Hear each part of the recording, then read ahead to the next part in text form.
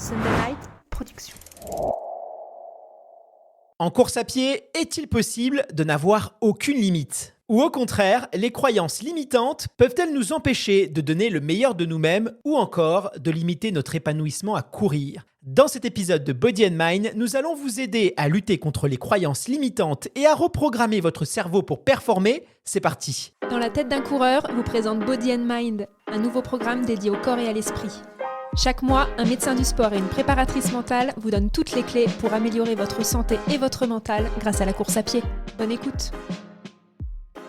Soyez les bienvenus dans le podcast Dans la tête d'un coureur et aujourd'hui, nous vous proposons dans ce format de Body and Mind un épisode autour de nos fameuses croyances limitantes entre le courant du développement personnel et les réalités scientifiques pas faciles de comprendre les enjeux autour de nos barrières psychologiques qui peuvent brider nos performances sportives et pour nous aider à y voir plus clair, j'ai le plaisir d'avoir à mes côtés Manon Vercouter, coach mental et hypnothérapeute. Salut Manon, c'est un plaisir de t'avoir aujourd'hui à mes côtés pour parler des croyances limitantes. Comment est-ce que tu vas ? Bah écoute, ça va super bien. Je suis ravie encore une fois d'être là et puis de vous retrouver tous. Et toi, comment tu vas, Guillaume ?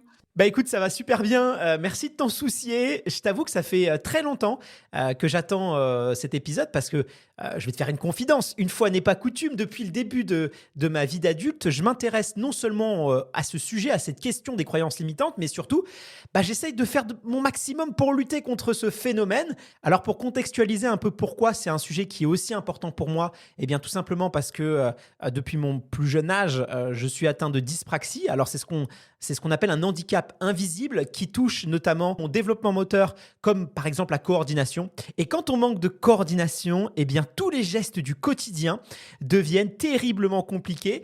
Ça peut être écrire, faire ses lacets, s'habiller ou même simplement se servir un verre d'eau. C'est un peu comme si toi tu avais deux mains gauches et que tu devais vivre avec deux mains gauches.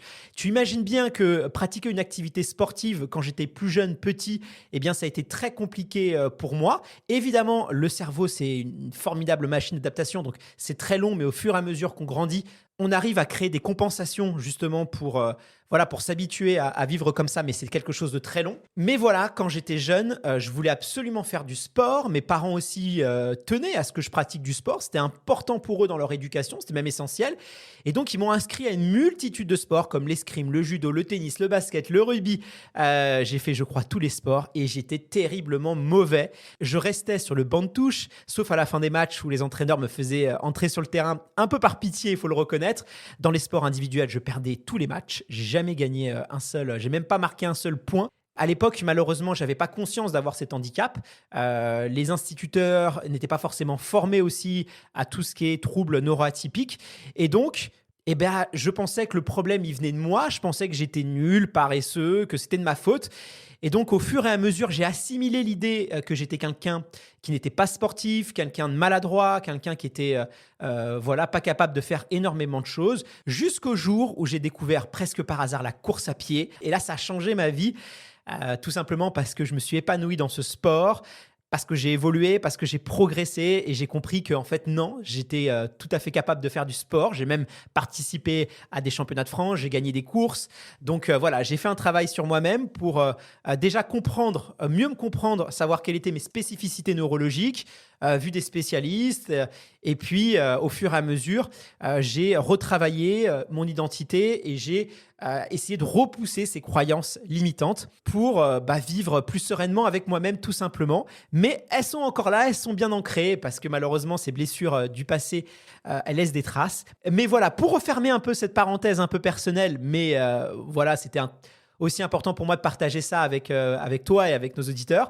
Est-ce que tu peux nous expliquer, avec tes mots, ce qu'est une croyance limitante afin que tout le monde puisse mieux comprendre de quoi il s'agit ? Alors merci pour ton partage vulnérable et hyper parlant, Guillaume, et je suis certaine que ça va parler à beaucoup de ceux qui sont en train de nous écouter. Donc vraiment, merci pour ça. On voit bien à quel point les croyances limitantes particulièrement ont un poids, un rôle à jouer dans la construction de qui nous sommes, mais aussi on voit bien que ce ne sont pas une fatalité puisque tu as pu en sortir, les conscientiser et en changer. Et donc pour te répondre, on va commencer vraiment avec les bases. Pour faire très simple, les croyances ce sont comme des filtres qui sont logés dans notre inconscient et qui vont influencer nos comportements. Donc, c'est-à-dire les façons d'agir, de réagir, de parler, de penser et également nos émotions. En fait, les croyances, c'est un peu comme un socle racine qui est constitutif, comme tu l'as très bien dit, de notre identité. Et il est intéressant quand même de noter qu'elles sont soit limitantes, mais elles peuvent aussi être aidantes. Par exemple, moi, je sais que j'ai grandi avec la croyance que j'apprenais très vite. Et donc, c'est quelque chose qui est hyper nourrissant, hyper enrichissant et moteur pour moi encore aujourd'hui, que j'ai envie forcément de garder. Donc, certaines croyances, elles peuvent être aidantes, même énergisantes, par exemple, en relation au sport, penser que les sportifs ont de belles valeurs, le mérite, l'entraide, le fair play. Mais d'autres sont au contraire limitantes et peuvent être des freins. Par exemple, que dans le sport de compétition, justement, c'est du chacun pour soi, ça peut être très autour de l'ego, etc. Donc en fait, on voit bien que nos croyances, et on en reparlera également un petit peu plus tard dans ce podcast, elles sont issues de nos expériences de vie, de notre famille, ce qu'on appelle l'héritage transgénérationnel, les loyautés familiales, mais aussi de notre culture, de notre religion, de l'héritage historico-socio-culturel, de notre genre. Cela signifie donc qu'il y a des croyances individuelles et des croyances collectives. Par exemple, on en a parlé pour le sport, le sportif est une personne qui est toujours motivée, qui contrôle totalement ses émotions, qui est dans la recherche perpétuelle de performance, de productivité. Et des croyances limitantes individuelles, par exemple, moi je ne suis pas capable de courir un marathon, ce n'est pas fait pour moi. Et donc c'est vraiment important de comprendre que tous les individus, tous, on a des croyances limitantes et aidantes. Et en fait, les croyances limitantes ne sont rien d'autre qu'une construction mentale, des présupposés inconscients, des perceptions qui vont construire en grande partie notre réalité et conditionner nos comportements, nos actions et nos pensées. Merci pour cette définition, Manon. Pourtant, on va pas se mentir. Aujourd'hui, le concept de la croyance limitante, elle est énormément rattachée au courant du développement personnel, un peu comme la confiance en soi finalement. Et malheureusement, depuis l'essor d'Internet, j'ai l'impression que le développement personnel, c'est aussi devenu un peu un fourre-tout. Et quand on cherche des livres ou quand on tape, par exemple, sur Google, je l'ai fait, croyance limitante, eh bien, on va très vite tomber presque immédiatement sur des sites de coach en ligne, ouais, on va dire de revues un peu très, très, très grand public, mais dans le côté péjoratif un peu du terme, où on va te proposer le top 5 des astuces pour en finir avec tes croyances limitantes ou des recettes un peu miracles pour traiter ce problème en 5 jours. Alors que je vous confirme que c'est quelque chose qui se fait sur beaucoup plus longtemps que ça et qu'il n'y a pas forcément d'astuces miracles. Du coup, il y a vraiment quand même, et c'est important de le préciser, est-ce qu'il y a vraiment une réalité scientifique derrière les blocages psychologiques, parce que des fois, il peut ne pas en avoir. Ça ne veut pas dire que ça n'existe pas, ça veut dire qu'on n'a pas réussi en tout cas à le démontrer. Voilà. Est-ce que pour les croyances limitantes, c'est une réalité scientifique, des psychiatres, est-ce qu'il y a eu des études autour de ça? Parce que je pense qu'on a le droit de se poser la question aujourd'hui où on lit un peu tout et n'importe quoi. Oui, alors tu fais bien de le soulever. C'est vrai qu'aujourd'hui, le terme de croyance, notamment croyance limitante, est un petit peu utilisé à tire-larigot sans nécessairement savoir exactement de ce qu'on parle ou de comment adresser en fait ces croyances limitantes. Finalement, c'est un concept qu'on retrouve dans énormément de disciplines. C'est notamment un concept clé de voûte en PNL, qui est la programmation neurolinguistique. Mais on le retrouve également en analyse transactionnelle, en psychologie, en hypnose, en psychanalyse. Et ce concept, en fait, c'est très différent de ce qu'on peut appeler comme la pensée magique, tu parles des dérives du dev perso qu'on peut voir sur les réseaux, entre autres, où tout un chacun un petit peu peut avoir tendance à s'inventer accompagnant. Et que ce soit clair, il n'y a pas de recette miracle, il n'y a pas de recette unique pour contrer ces croyances limitantes, parce qu'en fait, elles sont généralement très ancrées dans l'individu et très souvent peu conscientisées. Comme on l'a déjà dit, les croyances, ça réside à un socle quasi identitaire de notre structure profonde, c'est-à-dire tout ce qui est psyché inconsciente. Donc les exercices de coaching que moi aussi je vois pulluler sur internet pour démonter une croyance qui parfois en plus relève d'une expérience traumatique, en 5 minutes pour se dire c'est bon, je démontrais à mon cerveau que j'avais tort et donc pouf, ça part, ça ne fonctionne quasiment jamais. Il y a toujours une exception à la règle. Par contre, ça ne veut pas dire qu'on ne peut pas changer une croyance limitante, même très très ancrée. Par contre, ce qu'il faut comprendre, c'est qu'une croyance, elle est reliée à un circuit d'autres croyances. C'est un petit peu comme un réseau de neurones, en fait. Ce réseau, il est lui-même relié à des héritages, à des expériences de vie, eux-mêmes reliés à une structure émotionnelle, à des mémoires corporelles, cellulaires. Donc, en fait, vraiment, tout est interdépendant. Donc, qu'est-ce que ça veut dire pour ces croyances ? Plus simplement, en fait, ça veut dire que les croyances, ce sont des pensées. Les pensées sont un courant électrique dans le corps et que donc il est difficile de changer de croyance sans aussi travailler sur l'aspect corporel. Et par corporel, j'intègre également l'émotionnel dedans. Donc on en revient vraiment sur l'axe corps-esprit qui est primordial pour être en alignement avec soi et dont on parle également beaucoup dans le dev perso, mais aussi de façon plus générale. En fait, on ne peut pas travailler soit sur l'un, l'esprit, ou l'autre, le corps, et être en ce qu'on appelle l'homéostasie, l'équilibre. Or, on a souvent tendance, si on se rend compte, à ne faire que l'un ou que l'autre. Moi, c'est vrai que personnellement, j'ai commencé mon cheminement d'introspection personnelle où c'était beaucoup par la parole, par l'esprit, mais beaucoup moins par le corps. Et en plus, vu que j'étais très dissociée de mes émotions, forcément, c'était problématique puisque je bloquais, en fait, j'arrivais pas à aller changer certaines croyances puisque c'était ancré dans mon corps. Pourquoi? Parce que ces schémas inconscients, ils n'ont pas été reprogrammés dans un état de conscience modifié et que les croyances, bien qu'elles aient été conscientisées, elles sont toujours logées dans ce qu'on va appeler le corps émotionnel de la personne. Et souvent, tout ça, ça peut être même relié à une dérégulation du système nerveux. Très intéressant et je pense que ça explique pas mal de choses que tu nous dis. Alors, derrière la notion de croyance limitante dans le sport, il y a celle aussi du plein potentiel. C'est-à-dire que, grosso modo, un athlète peut penser ne pas être capable de réaliser telle ou telle performance. Par exemple, c'est mon cas. Moi, quand j'ai commencé à courir, j'étais persuadé que courir en moins de 40 minutes, le 10 km, pour moi, c'était impossible. Alors qu'aujourd'hui, j'ai largement battu ce chrono-là et c'est une formalité. Je peux faire un. Voilà, c'est vraiment quelque chose où je me rends compte que c'était vraiment stupide de penser ça. Mais en tout cas, à l'époque, j'en étais convaincu. Et finalement, après, il va y avoir d'autres paliers. Par exemple, ça va être je suis incapable de finir un marathon. Je suis incapable de faire un marathon en moins de 4 heures. Je ne pense pas réussir à faire en moins de 3 heures. Après, en moins de 2h30. Mais est-ce que finalement, si on travaille tous ces blocages dans le sport, est-ce que c'est possible d'atteindre ce qu'on appelle, et ce que cherchent aussi parfois certains athlètes, ce qui parle du plein potentiel?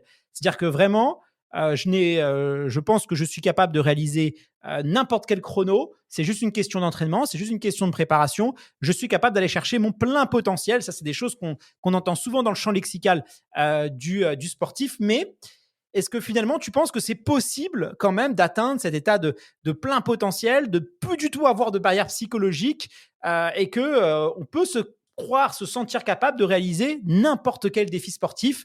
Parce que du coup, j'imagine que ça doit quand même être une vraie aide ou pas? Carrément, alors c'est vrai qu'elle est hyper importante, et très intéressante aussi, cette notion du plein potentiel que moi je définis, un petit peu comme l'idée d'être au maximum de ses capacités, en plein flow, en plein alignement dans nos performances et donc libéré de tout ce qui pourrait nous entraver, incluant donc les croyances limitantes, entre autres. Néanmoins, ce qui est aussi important de, mentionner, en tout cas je pense, c'est que le plein potentiel, c'est encore une fois pas quelque chose de fixe. C'est une jauge qui évolue.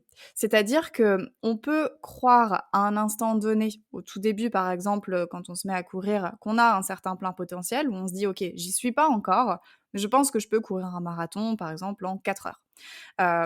Et ce plein potentiel, en fait, il va pouvoir évoluer au travers de nos perceptions. Finalement, c'est toujours quelque chose qui est subjectif, qui est toujours quelque chose que l'on va passer par l'intérieur de nous.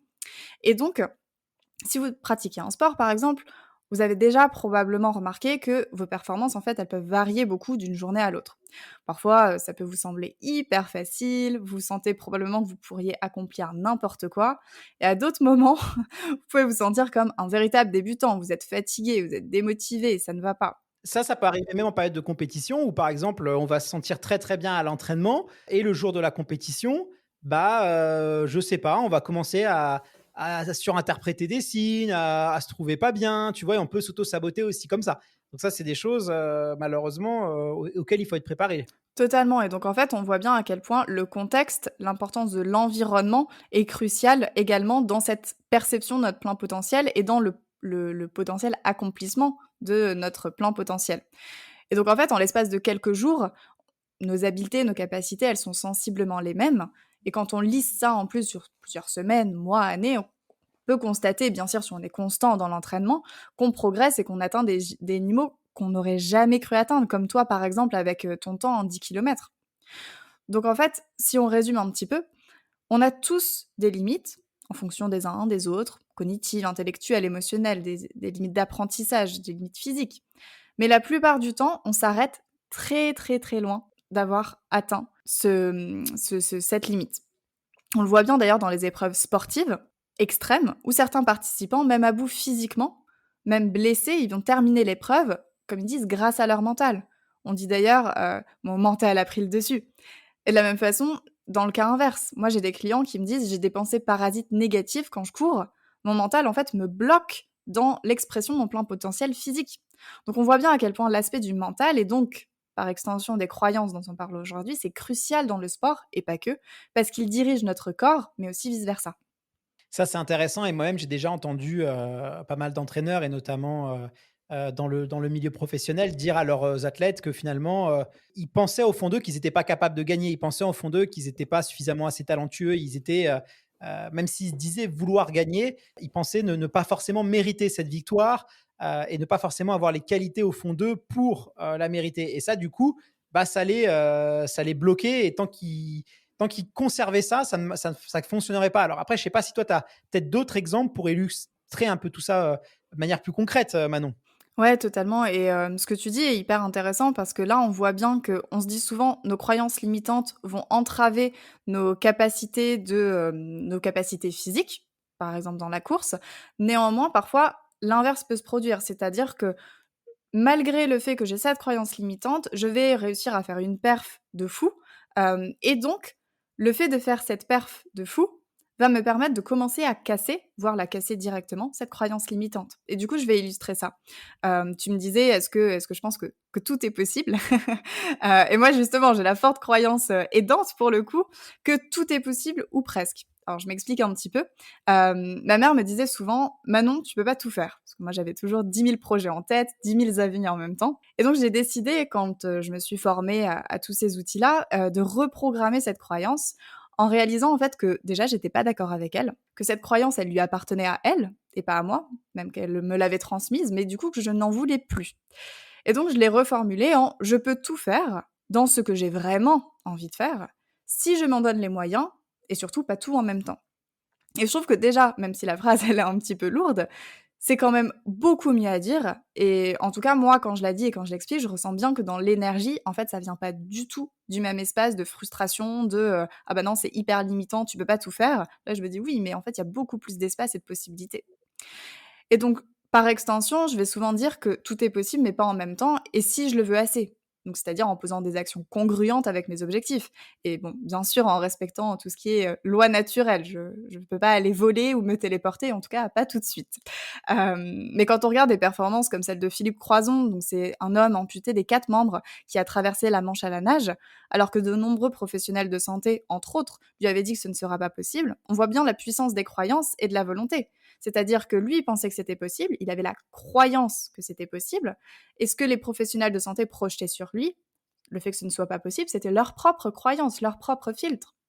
Et c'est aussi l'exemple hyper connu de Roger Bannister, donc le premier homme qui est passé sous les 4 minutes du mile, le 6 mai 1954, alors que jusqu'alors, tous les scientifiques disaient que c'était physiquement quasi impossible, donc une belle croyance imposée par l'autorité, une figure d'autorité, et que si éventuellement c'était possible, il faudrait un certain type de terrain, une température idéale précise, un grand public pour encourager l'athlète. Et bah Bannister, il l'a fait lors d'une course avec un petit public pendant un temps de pluie sur un terrain plutôt humide et glissant. C'est vrai et d'ailleurs, alors le maïs, c'est l'équivalent de notre 1500 mètres, donc c'est, un peu plus de 1500 mètres. Je crois qu'on est à 1 kilomètre 6. Voilà, je grossis un peu le trait et aujourd'hui, c'est ridicule parce que c'est un niveau de, voilà, un bon espoir, il va réussir à courir le maïs en moins de 4 minutes, donc on se rend compte que c'est vraiment une croyance très limitante, et d'ailleurs, ce qui est intéressant, c'est qu'à partir du moment où, Roger Bannister, il a couru le maïs en moins de 4 minutes, il y a plein de gens derrière lui qui ont, réalisé cette performance. On a eu la même chose avec finalement le record du monde du 100 mètres, où on pensait que ce n'était pas possible de courir sous les 10 secondes. Et bien, quand le premier homme a couru sous les 10 secondes, on a eu les années à venir plein d'hommes qui ont réussi justement à courir parce qu'on a vu que c'était possible de le faire.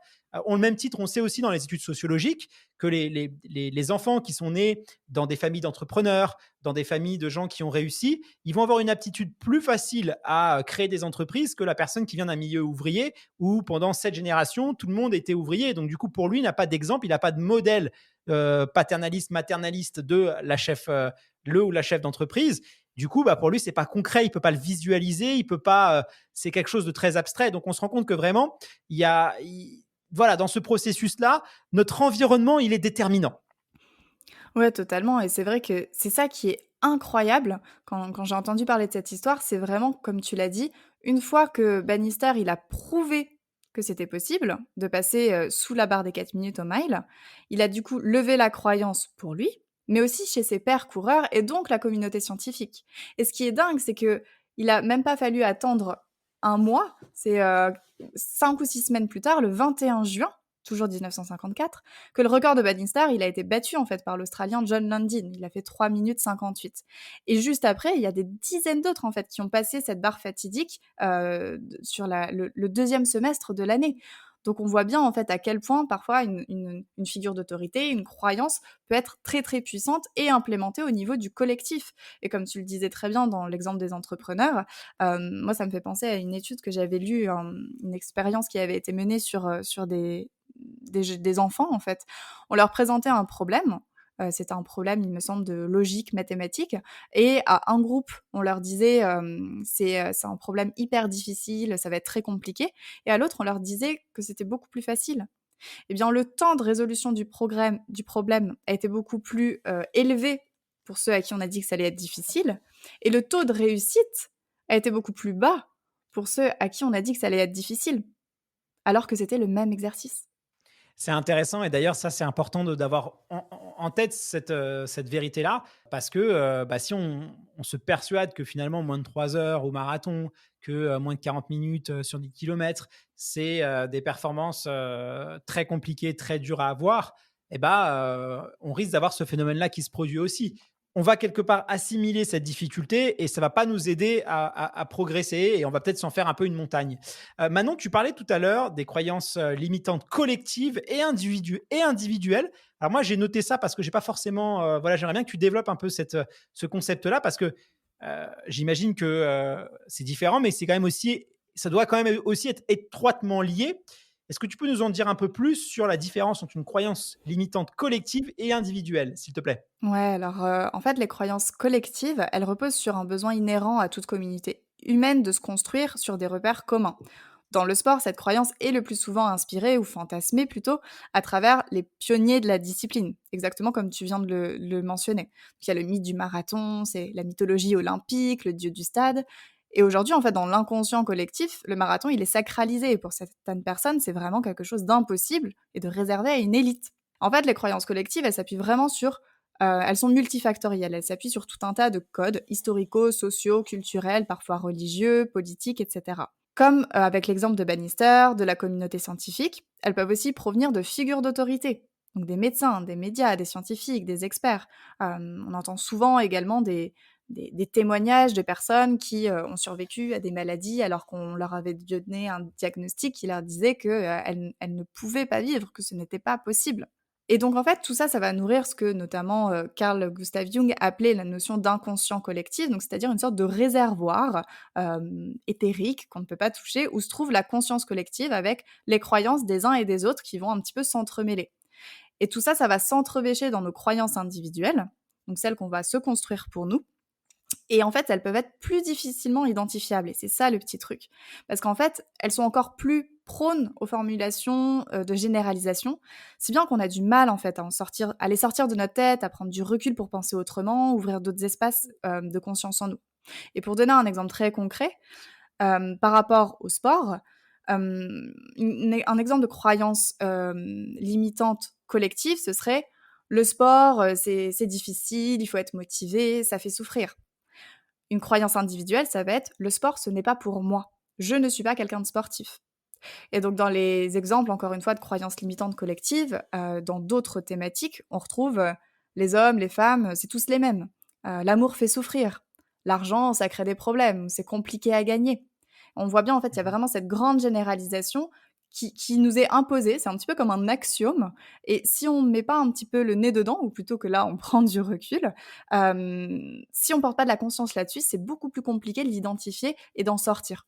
C'est intéressant et d'ailleurs, si quand on parle du marathon, je me souviens que dans des interviews, j'avais lu qu'Alain Mimoun lui, il voulait pas que le marathon, ce soit une épreuve populaire. Il voulait que ça reste vraiment quelque chose réservé à l'élite, aux athlètes professionnels, parce que pour lui, c'était une discipline telle qu'elle n'était pas faite pour les coureurs amateurs. Ça aurait été trop dangereux. Et pareil, d'ailleurs, même dans l'histoire de l'ultra trail, il faut savoir que Michel Poletti, donc c'est l'un des fondateurs de l'UTMB, hein, la célèbre course autour du Mont Blanc, eh bien, c'était le seul à penser, parmi les membres organisateurs, parmi le bureau des sports de Chamonix, que le grand public était capable de faire un ultra trail. Parce qu'à cette époque, tout le monde était persuadé que c'était réservé qu'à un certain type de personnes, au même titre que les femmes. Hein. On sait que dans les années 50, les médecins recommandaient aux femmes de ne pas courir des distances supérieures à 800 mètres au risque de voir des descentes d'organes, d'avoir de la pilosité qui va apparaître. Enfin, on leur prédisait tout un tas de choses. Et donc,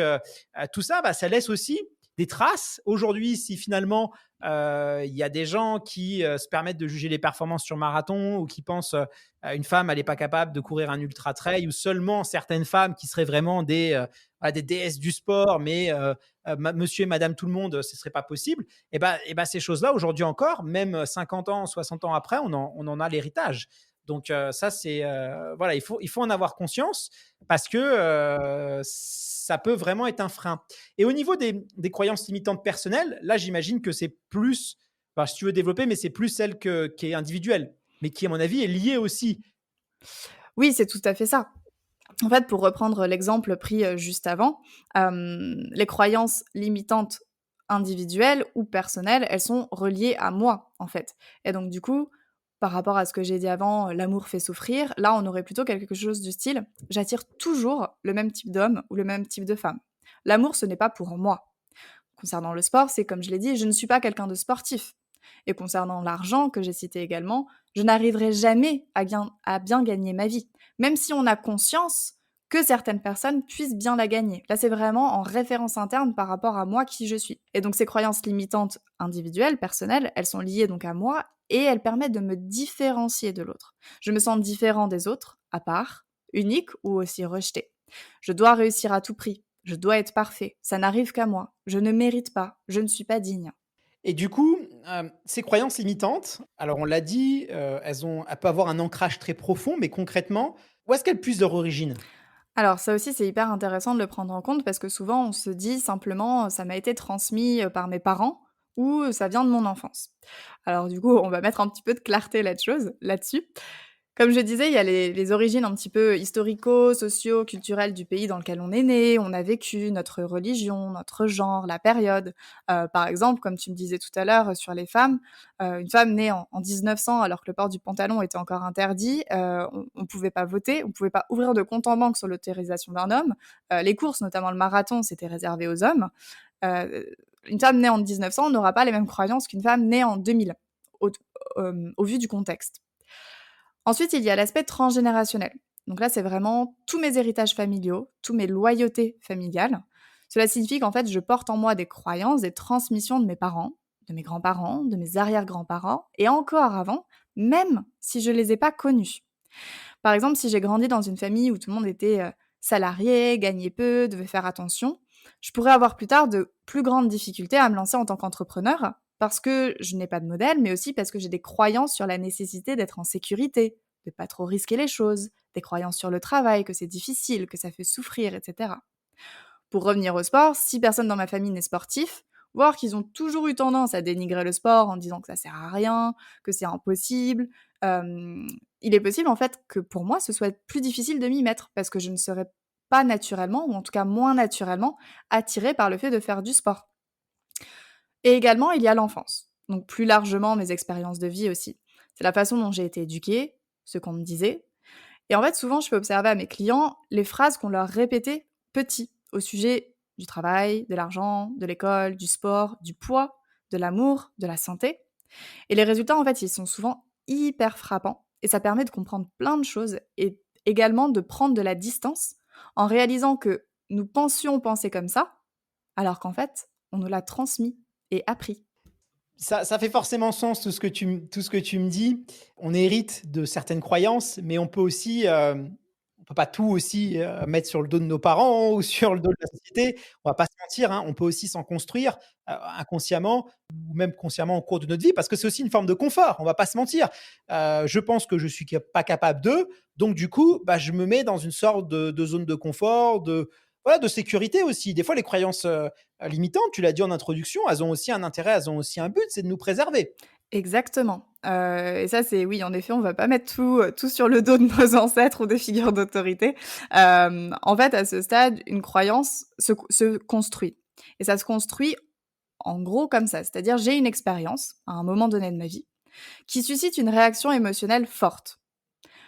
Il y a un jugement qui est fait en interne dans mon cerveau de cette situation, et si la situation se reproduit ou elle est réactivée par un déclencheur, un stimulus externe similaire, il y a une croyance qui va naître et un raccourci en fait qui va se faire automatiquement avec une généralisation à toutes les situations similaires. D'ailleurs, c'est pour cela que souvent on repère une partie des croyances dites généralisantes par les mots comme toujours, jamais. J'ai toujours l'impression que c'est difficile pour moi. J'ai l'impression de n'en faire jamais assez. Donc en fait, une croyance, qu'elle soit limitante ou aidante, elle naît d'une situation qui est perçue comme émotionnellement forte et ou alors parce qu'elle est répétitive. Donc c'est vraiment très subjectif. Il y a d'autres mots qui sont très utiles pour repérer les croyances. Je sais que même moi, ça, je l'utilise sur moi-même dans mon petit dialogue interne. C'est les injonctions. Quand je me dis il faut que, je dois. Qui dit ça en fait? D'où vient cette obligation que je m'impose? Et du coup, ce qui est génial, c'est que comme je peux créer des croyances, consciemment ou inconsciemment, bah, tu comprends bien qu'il est possible aussi de les changer, en fait. Rien n'est une fatalité. Et pour moi, ça, c'est vraiment un message important parce que on parle beaucoup, de plus en plus, de l'impact des gènes, du transgénérationnel, des mémoires collectives. Mais pourtant, il y a quand même la force du libre arbitre que nous gardons. Et l'épigénétique, elle explique bien, en fait, cette dynamique biocontextuelle qui fait que, au-delà de ce qui nous a été transmis, l'environnement dans lequel on évolue a au moins autant d'importance dans la construction de qui nous sommes et de ce que nous pensons et de ce que nous croyons. C'est un exemple que j'avais donné sur la confiance en soi lors de notre dernier épisode en octobre sur la confiance en soi, d'une personne qui souhaiterait se mettre à courir et qui n'a pas une très bonne hygiène de vie sportive ni alimentaire. Si cette personne, elle vit avec des colocataires qui vont 2 fois par jour au McDo, qui ne font pas de sport et qui n'aiment pas bouger, ça va être beaucoup plus difficile pour elle de reprogrammer ses croyances et de changer que si jamais elle vit seule ou alors avec des colocs qui aiment bien cuisiner, aller au marché le week-end, faire des balades en forêt, faire des footings. On reste des gens influençables, hein. C'est vrai que le conseil un peu de nos parents qui font très attention à nous quand on est petit, de pas fréquenter voilà, des enfants qui seraient, qui correspondraient pas à la définition, en tout cas aux critères d'éducation que eux vont avoir. Bah, moi, j'aime bien dire que c'est souvent quelque chose qu'il faut s'appliquer aussi quand on est adulte parce que, effectivement, notre environnement, il va jouer. Quelqu'un qui fume, par exemple, s'il cherche à arrêter de fumer, il est préférable. Alors moi, je suis pas attention, hein, je dis pas qu'il faut que vous rompez les liens avec tous les amis fumeurs que vous avez, mais en tout cas dans ce processus d'arrêter de fumer, pourquoi pas, par exemple, ne pas demander à ses amis, écoute, j'essaie d'arrêter de fumer, est-ce que tu pourrais, si tu m'apprécies, ne pas fumer devant moi. Ça, c'est quelque chose voilà qui est moins voilà dur, ou des fois des choses on peut entendre, il faut que tu arrêtes de voir tout le monde ou quoi que ce soit. Je trouve que bon, heureusement que la vie elle est quand même un peu plus nuancée que ça, et voilà, mais en tout cas oui, c'est important de faire attention à son environnement, de faire attention aussi aux gens qui nous envoient voilà, qui nous disent pas que par exemple un marathon en moins de 3 heures c'est pas possible ou qu'on n'y arrivera jamais, ou que même s'ils nous le disent pas franchement, on voit dans leurs yeux ou dans leur attitude ou dans leur langage non verbal ou dans leur sous-entendu, parce que l'humain est très fort aussi pour les sous-entendus, qui pensent qu'on n'est pas capable de. Ça, c'est quelque chose auquel il faut être vigilant, et il faut faire attention à ça. Parce que, encore une fois, ces croyances, de toute façon, une fois qu'elles sont installées en nous, elles sont très dures à changer. Et moi, j'en ai fait aussi les frais. Je vois bien encore aujourd'hui, 15 ans après, bah, j'ai encore certaines croyances limitantes qui me freinent. D'ailleurs, pourquoi est-ce que c'est si dur que ça à changer finalement? Vu qu'on a conscience de ça, vu que voilà, la science l'a expliqué, que tout le monde est plus ou moins d'accord pour dire on a des croyances limitantes, on en a tous fait les frais. Pourquoi malgré ça, malgré notre état, cette conscience, c'est si dur que ça à s'en débarrasser? Alors en effet, déjà, comme on vient de l'évoquer et comme tu l'as dit, il y a ce contexte, on va dire, social, notre environnement, hein. C'est Aristote qui disait, «L'homme est un animal social». Donc il y a vraiment cette tendance à nous sommes interdépendants les uns des autres. Également, il y a des processus qui sont plus, on va dire, identifiés au niveau interne, notamment la tendance que nous avons à nous focaliser sur ce qui confirme nos convictions. C'est ce qu'on appelle notamment les biais cognitifs. Il y a le biais de confirmation, le biais de sélection, le biais de validation, en tout cas, il y en a vraiment, énormément et ces croyances et ces biais, ce sont des filtres, encore une fois, par lesquels on va percevoir le monde. En fait, ce que j'essaie d'expliquer depuis tout à l'heure, c'est que nous percevons pas la réalité telle qu'elle est. C'est impossible. C'est vraiment comme lorsqu'on demande à quelqu'un de quelle couleur est notre mur, que nous percevons comme violet. Lui, il peut dire mauve, pourpre, rose, peut-être même totalement autre chose s'il est daltonien, en fait. J'ai ma réalité et il a la sienne et on voit bien que tout est perception, tout est subjectif puisque tout passe par notre structure interne et notre sensorialité qui nous est propre. Qui plus est, les croyances, elles sont nourries et nourries de plein d'autres éléments. Comme je l'ai dit, elles sont multifactorielles, souvent bien ancrées, surtout si elles ne sont pas conscientisées. Et en fait, elles reposent vraiment sur un réseau d'associations d'idées, de souvenirs, de transmission. C'est pas comme si on avait seulement une croyance qui flottait un petit peu dans notre inconscient et qu'on pouvait, hop, aller isoler et couper. Et j'ajouterais à ça que notre vision du monde, en fait, elle se constitue pendant l'enfance par notre socialisation. Donc nos convictions, elles vont être renforcées au fil du temps par les groupes sociaux auxquels nous appartenons, les médias que nous consultons, la façon dont notre cerveau est câblé. Et remettre en question nos visions du monde à l'aide de faits peut être ressenti comme une attaque contre nos idées personnelles, et tout ça peut souvent aboutir à un durcissement en fait de nos positions. Et justement, c'est quoi le rôle du cerveau dans tout ça et de la physiologie là-dedans? Alors en fait, il faut accepter et comprendre que la biologie du cerveau ne nous aide vraiment pas à changer d'avis. C'est un petit peu la mauvaise nouvelle, mais c'est possible. Le cerveau, il contribue à maintenir nos croyances de façon biologique en libérant ce qu'on appelle des médiateurs chimiques qui sont associés à des émotions agréables ou désagréables et qui vont donc conforter ou s'opposer à nos croyances. Le cerveau, il est organisé pour vraiment assurer notre protection physique, notre sécurité psychologique, et en particulier pour maintenir ce sentiment de cohérence interne, même devant des faits qui nous montrent que nous nous trompons. En fait, le cerveau, il aime pas avoir tort.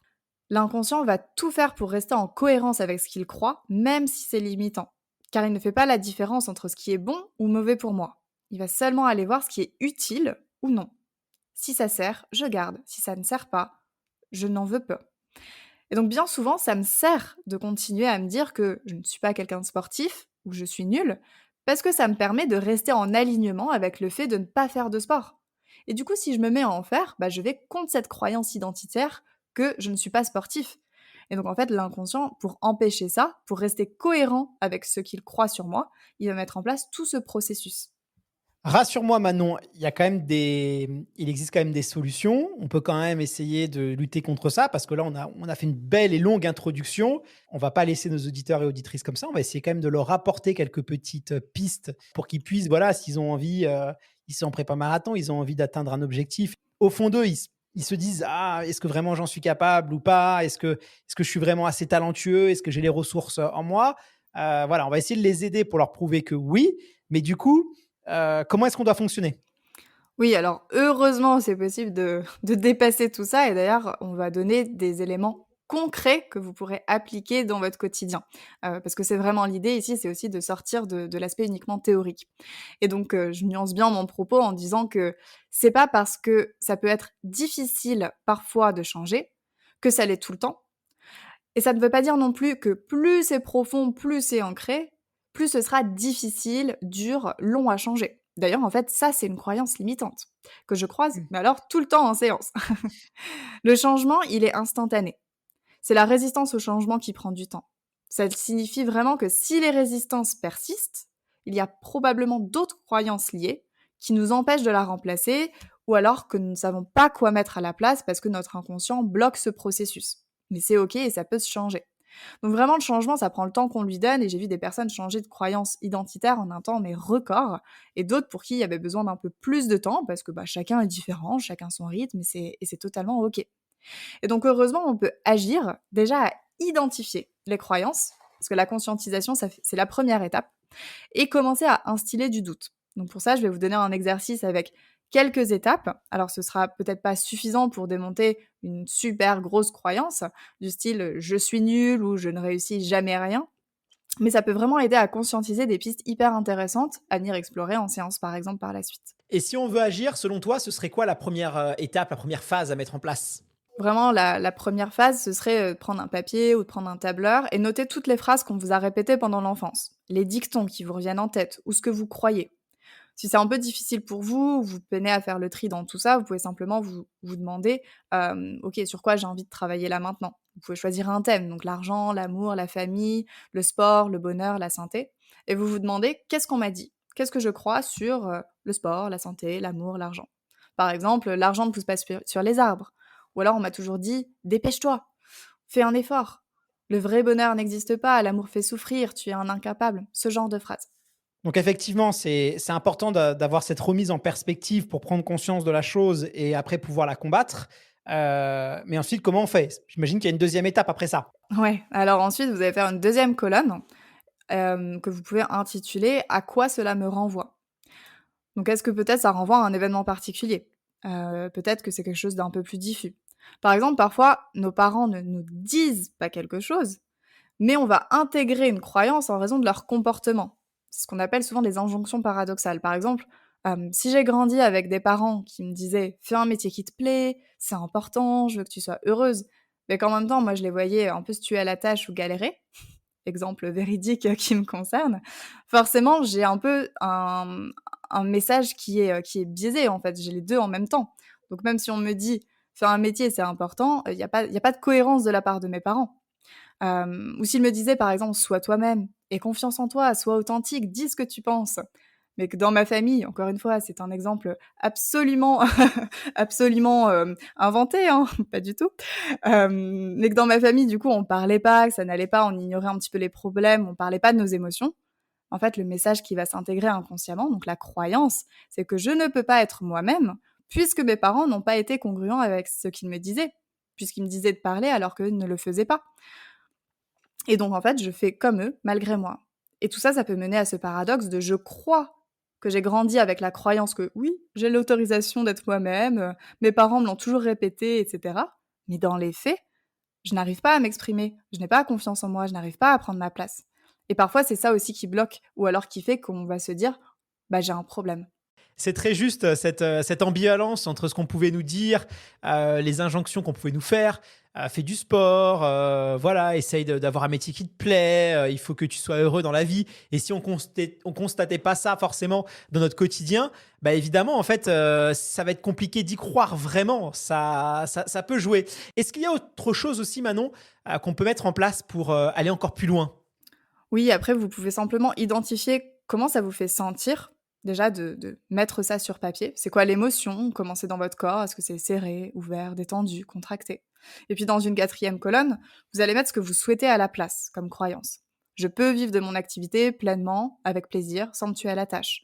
Je peux progresser facilement et naturellement en sport, en course à pied, si j'y mets la discipline et les actions nécessaires, bien entendu. Je peux exprimer ce que je ressens sans avoir peur de la réaction de l'autre.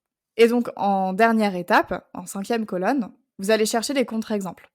Donc, c'est chercher des exemples réels, concrets, de la croyance de remplacement de ce que vous souhaitez. Par exemple, pour le travail, Tim Ferriss, il a écrit un livre sur la semaine de 4 heures qui explique son système pour être entrepreneur à multiples business sans se cramer, tout en étant rentable et en prenant du plaisir. Pour le sport, Philippe Croison, dont on a parlé tout à l'heure, amputé des bras et des jambes, a su traverser la Manche à la nage. Pour le couple, par exemple, je connais telle ou telle personne qui vit en couple et qui est heureuse. Donc ça me prouve en fait que c'est possible. Cette étape, elle est hyper importante parce qu'elle permet d'ouvrir son champ de conscience à d'autres choses. Si les choses sont différentes pour les autres, de ce que je croyais, pourquoi elles ne le seraient pas pour moi en fait? Et si vous sentez que ça bloque encore, c'est qu'on arrive sur des croyances plutôt autour de l'estime de soi en général, tout ce qui touche à «je ne mérite pas».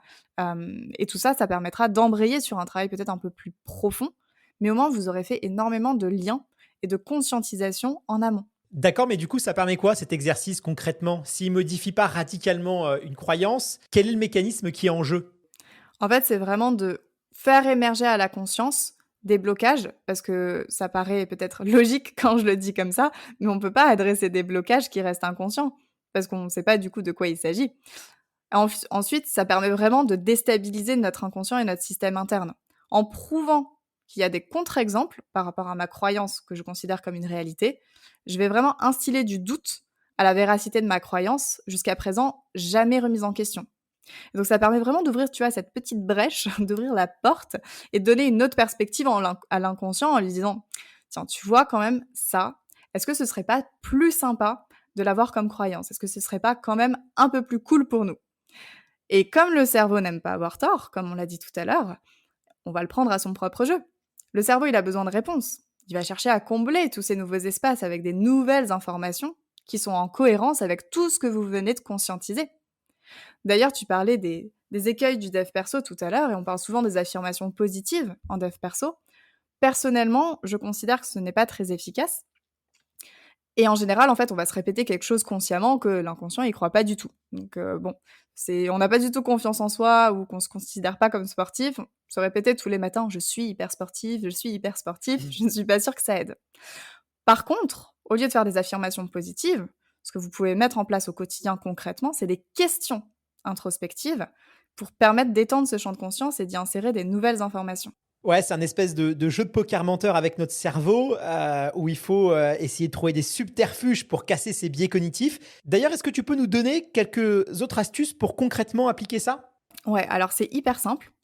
Au lieu de vous dire: «J'ai confiance en moi, je m'aime, je suis abondant, je réussis», et cetera, ce qui d'ailleurs est hyper limitant de dire: «Je réussis tout», dites-vous: «Dans quoi je démontre de la confiance en moi? En quoi je suis aimable? En quoi je suis abondant? Qu'est-ce que je réussis?» Automatiquement, il y a des pensées qui vont vous venir en tête. Des pensées, des images, des sensations. C'est un peu comme les pop-up, vous savez, de pubs sur internet. Au début, il peut y avoir un peu un double dialogue, c'est ce que j'appelle le juge, le critique intérieur qui va dire: «Non mais bon, tu penses à ça, mais de toute façon c'est faux». Accueillez en fait toutes ces parts de vous qui sont en train de s'exprimer. Parce que ce qui se passe à ce moment-là, c'est crucial. C'est qu'au lieu de donner le micro à votre critique intérieur là, celui que vous connaissez bien et qui monopolise depuis un bout de temps le micro, vous le filez enfin à la partie de vous qui réussit, à la partie de vous qui sait qu'il peut être heureux, à la partie de vous qui, croit à son potentiel sportif. Et en faisant ça, vous allez vers plus d'alignement avec vous-même en écoutant toutes les parties à l'intérieur de vous et parfois certaines dont vous n'aviez pas conscience. Donc vous envoyez un petit peu le message de: «Je te vois, tu as toute ta place, je t'écoute, merci d'être là et je te porte de l'attention à partir de maintenant». Et moi personnellement, ce qui m'a beaucoup aidée, c'est, justement quand j'avais, ces phrases qui me venaient en tête plutôt limitantes. Maintenant ce que je fais, c'est que je me demande: «OK, qui est-ce qui pense là? Est-ce que c'est moi? Est-ce que c'est quelqu'un d'autre?» Parce que parfois on peut avoir la voix de sa mère, la voix de son père dans sa tête. Et si c'est vraiment moi, je me dis: «OK, c'est quelle partie de moi qui s'exprime? Est-ce que c'est la petite Manon qui a pas confiance en elle? Est-ce que c'est, la Manon sportive hyper, déterminée qui est prête à en découdre? Est-ce que c'est la Manon entrepreneur?» Et donc en ayant tout ça en tête, on peut se demander: «OK, comment je sais que c'est vrai? Est-ce que j'ai envie de continuer à penser comme ça?» C'est intéressant parce que c'est vrai qu'on est, un peu comme un diamant. On a plusieurs facettes, on a plusieurs traits de personnalité et il faut pouvoir s'interroger justement sur, sur tout ce qui nous caractérise finalement. Selon toi, quels sont les éléments clés à retenir, de cet épisode qui a été très riche, néanmoins très intéressant? Voilà, si on devait, les points clés vraiment pour en finir avec les croyances limitantes, en tout cas pour pouvoir, prendre ce sujet à bras le corps pour pourquoi pas s'épanouir plus parce qu'il y a la performance, mais c'est aussi l'épanouissement dans son sport et voilà, atteindre des objectifs, qu'on pensait inatteignables.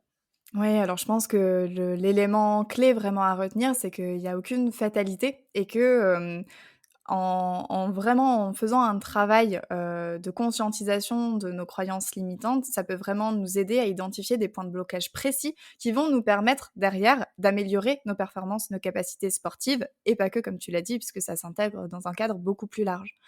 Également, on en a moins parlé, mais du coup, identifier également vos croyances aidantes. Comme moi, je le disais tout à l'heure, j'ai la croyance que j'apprends très vite, et ça, en fait, je le mets à profit dans mon quotidien, dans ma pratique, dans mes lectures, dans mes formations et donc c'est quelque chose qui peut devenir vraiment moteur et driver et qui peut vous permettre de mieux vous connaître et également de donner un peu plus d'équilibre entre vos croyances limitantes et vos croyances aidantes. Donc je pense que c'est vraiment, cette partie-là que j'ai envie de transmettre avec, les exercices que je vous invite vraiment à mettre en place concrètement au quotidien si vous voulez que ça change et que ça ne reste pas uniquement de la théorie. Merci infiniment Manon, on se retrouve dans quelques semaines pour un nouvel épisode de Body and Mind et dès vendredi prochain pour une capsule. Je te dis à très vite. À très vite Guillaume et merci.